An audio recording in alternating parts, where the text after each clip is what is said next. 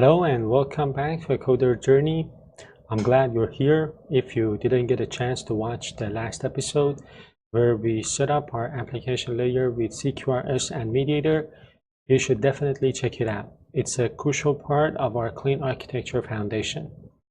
As always, you can find the link to the complete solution file for this episode in the description below, so you can follow along and double check your work. Today we're taking a huge leap forward and we're getting our hands dirty and building out the infrastructure layer. We'll finally connect our application to a real database. So what are we setting out to do in this episode? Our main goals are a couple of things. So first off, we want to create the infrastructure layer, and we want to set it up with EF Core. Then we want to implement the DB context and configure our entities. We will build the concrete repository, the implementation for our order entity, and we will wire up everything using DI, dependency injection, so our API can use the new infrastructure. And finally, we'll run our first migration to create our database and get everything ready to go. Let's quickly go over what the infrastructure layer is all about. So if you've been following along throughout the previous episodes, you know that I've got this layer which is currently empty inside of my solution, so the infrastructure layer. So in a clean architecture, the infrastructure layer is where all the implementation details live. So this includes things like your databases, external services, file systems, and so on. The key thing to remember is that this layer implements interfaces that are defined in the application or domain layers. So the flow of control is always one way. The application and domain layers should never, ever depend on the infrastructure layer. This keeps our core business logic completely separated and makes our infrastructure concerns replaceable, which is something nice that we can easily achieve if we follow clean architecture. If we ever want to switch from, let's say, a SQL database to a NoSQL database, it's as simple as swapping out one of the implementations in the infrastructure layer for another one. Let's dive right in and start building things. First up, let me zoom out. First up, we need to add the necessary EF Core packages to our infrastructure project. So basically, we need Microsoft NT Framework Core, we need NT Framework Core.SQL Server, the provider, and then we need the NT Framework Core design. So I am going to click on Manage NuGet Packages, and then I'm going to search for Entity Framework. And there are a couple of packages that I want to install. And by the way, I am going to install this version. So the major version is 8, right? I'm going to install this. I want the SQL Server, provider.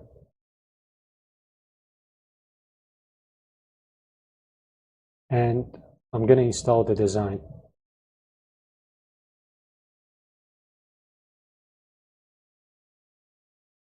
So these are the 3 NuGet packages that we need to install inside of our, infrastructure layer.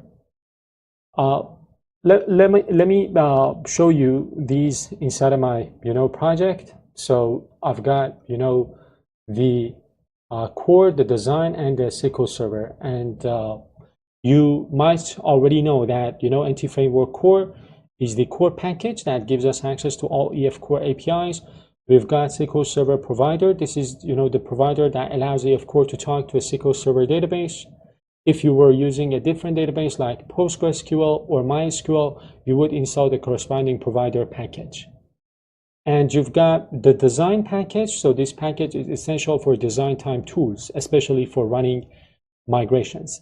Next, we'll create our, DB context, which is the primary class in EF Core for interacting with our database.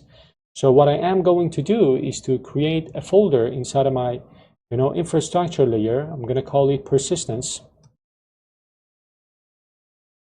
And inside of this persistence folder, I am going to create a file called, let me move this file here. I'm going to use this file. This is where we will be, implementing our DB context. So I'm going to remove this, and the DB context is, the class that kind of allows our application to communicate with the database. You might have already implemented, a DB context in your other projects, but anyway, the DB context that we are going to create is going to be called eShop DB context. And we know that a DB context class inherits from DB context, the base class that comes from, EF core. So this is EF core's, let's say, primary class for interacting with a database. And then we'll have, public properties for our, DB sets. So right now we are going to create a public property of type DB set of order called orders. And this kind of tells EF core that we want a table named orders in our database that will correspond to the order aggregate root. So I'm gonna correct this. And of course I need to import the correct namespace from my domain project. But the real magic inside of a DB context happens on model creating. This is where we configure how our entities map to our database schema. So you can use model builder.entity and then the name of your entity, which is order in this case, to kind of configure the order entity. And here we are, configuring the properties, the key, and the other, pieces of configuration that this entity will need. And I'm going to talk about these. So let me clean up this section.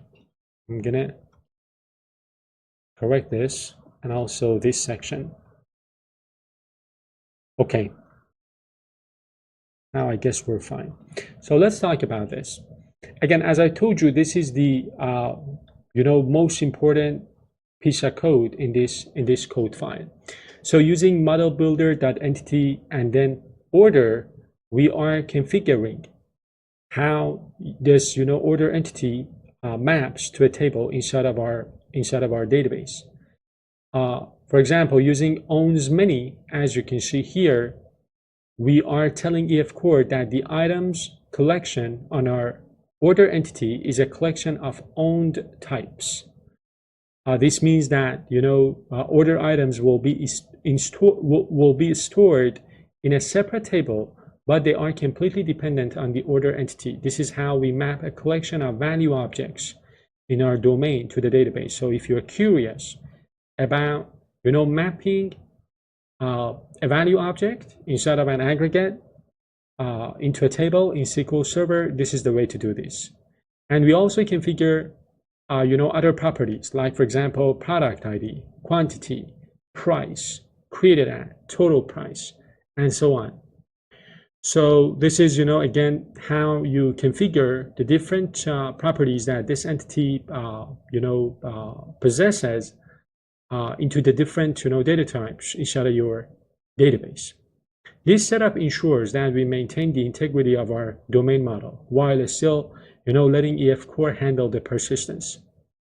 Next, we'll create the concrete implementation for our iOrder repository interface that we created in the application layer.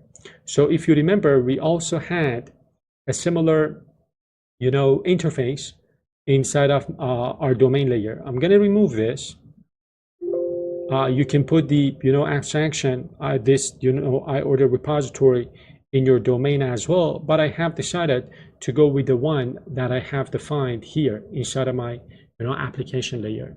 So we want to create the concrete implementation for this interface. Therefore, I'm going to create a new file inside of the, persistence layer. I'm going to rename this file, by the way. Rename file.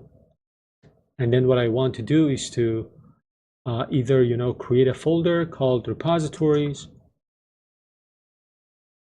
or I can, even put it inside of the persistence folder, but I would like to, in this specific case, put it inside of this, folder. And here we will implement that iRepository interface that we created. So our order repository will implement this interface. This is crucial for dependency inversion because our application layer depends on the interface, and now we have the infrastructure layer providing that implementation, and we are injecting the DB context via the constructor as a dependency for this repository. And then we will have different methods coming from our interface. The add async method is very simple. It adds the order to the DB context and then calls save changes async to commit the changes to the database. And then we've got get by ID async method, which is where we retrieve an order. Again, notice that we're using include and then order items. This is again a classic EF core feature that tells it to also load the related order items. Where it fetches the order, it also fetches the order items that are related to that order.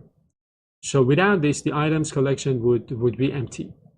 So I'm gonna correct this, and then I'm fine, right? So this design again keeps all of our persistence logic cleanly contained within the infrastructure layer as it should be. And what I want to do is to rename the file. I'm getting an error here. It says doesn't implement interface add async. So this needs to change to order. I guess we're fine now. Now we need to tell our API how to find and use these new services. We'll follow the same pattern as before and use extension methods.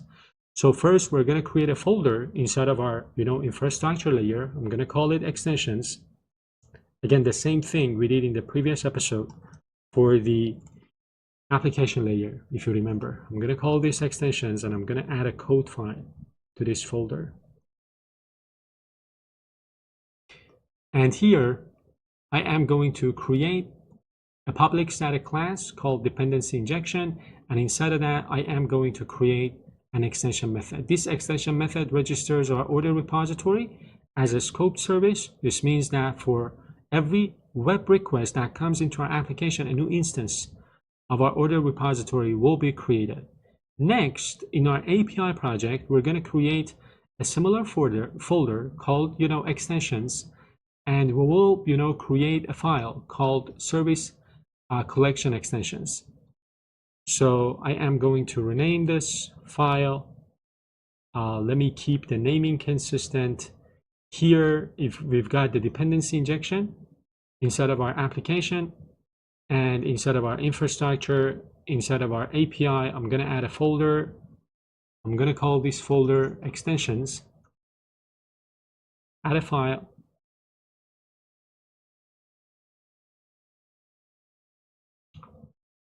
And in this file, so inside of this code file, I am going to create another static class called service collection extensions. And inside of this, I am going to create this extension method, which will be responsible for registering our DB context. And it configures it to use SQL Server pulling the connection string from our configuration file.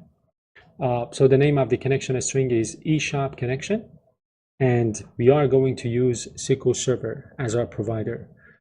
Finally, we have to update program.cs in our API project to use this new extension methods that we have created. So if you remember here, we are registering the dependencies that the application layer registers. Here we want to register the dependencies of the infrastructure layer as well, and of course we want to register the dependencies of our API, which in this case is the DB context. So we've added two new lines, right, to program.cs. Using this approach, the program.cs is going to be very clean and very lean, because the code for registering the dependencies has been written in another file. So we now call the add infrastructure services to register our repository, and add API services to register the DB context and connection string. Again, this keeps our program.cs clean and organized. For our DB context to work, of course, we need to provide it with a connection string. So what we need to do is to open our app settings file. By the way, if you want to know more about environment-based configuration, I have another playlist on the channel that you can watch. I'm going to add this section for connection strings, and I want to set up this connection string to a database inside of my system. And of course, this database, this connection string, can easily be changed in the future. Right now, this connection string tells EF Core how to connect to our local SQL Server database. Now for the final step. We're going to use EF Core's command line tools to create our database schema based on our DB context configuration. First, if you don't have the tool installed, run this command that I'm going to put here, and then I'm going to remove it to install that command, that tool globally on your system. This is the tool that we want to use. This is the EF Core CLI tool that we'll use to create migrations and to run them. With that installed, I'm going to close everything, close all tabs, and then what I want you to do is to navigate to the infrastructure project directory. So basically, you need to right-click your project, your infrastructure project, and then click Open in Terminal. So we have this opened. Now, the next step would be to kind of create our first migration. And we are going to use this command, .NET EF migrations, add, and then the name of the migration, and then setting the startup project to our API project. So we need to build the solution. There is, a build time error. Let's see what this is all about. So I'm going to pause the video, fix this, and then continue.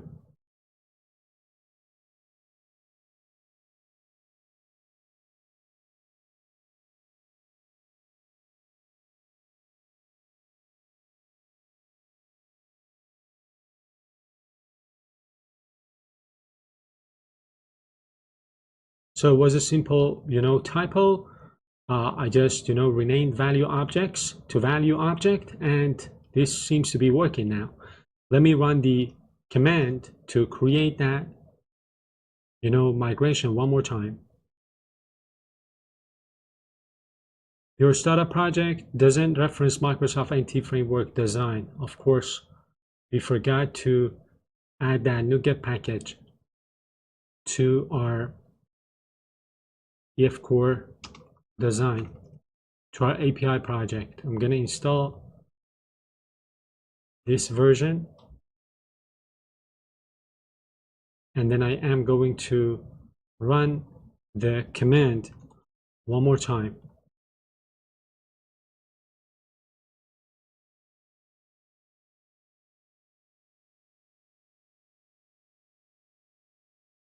Let me see if we have this installed or not.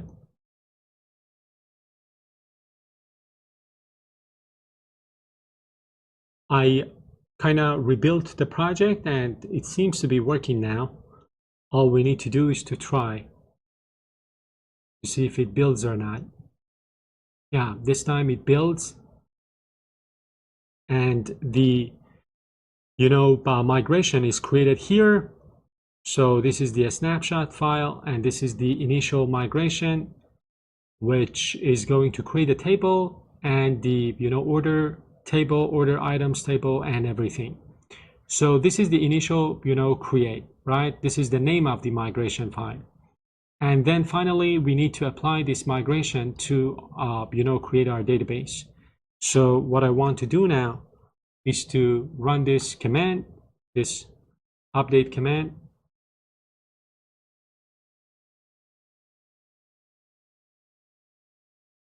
And the migration is applied, and the database is created. And I can go ahead and show you the database as well. So here in local DB, my databases, I guess in this node, yes. So this is the database, eShop Clean Architecture Encoder's Journey DB. This is actually the name we specified inside of our, connection string. So let me close this. This is the name of the database that we defined here, right? Let me quickly rename this code file as well, rename file, and we can take a look at the tables as well. So we've got, our order and order item table. So that's it. We covered a lot today, right? To sum it up, we kind of created our eShop DB context using EF Core. We configured, our order and order item entities. We implemented the order repository, which now serves as the bridge between our application and the database. We used extension methods to register all of our new infrastructure dependencies in our API layer, and we successfully created our database using EF Core migrations. You can now officially say that our domain objects can be stored and retrieved from a real SQL database. And we have made huge strides in building out our clean architecture. That's all for this episode. If you found this video helpful, please hit that like button and subscribe to the channel. And don't forget to hit the notification bell so you're the first to know when the next episode is live. Thanks for watching, and I'll see you in the next one.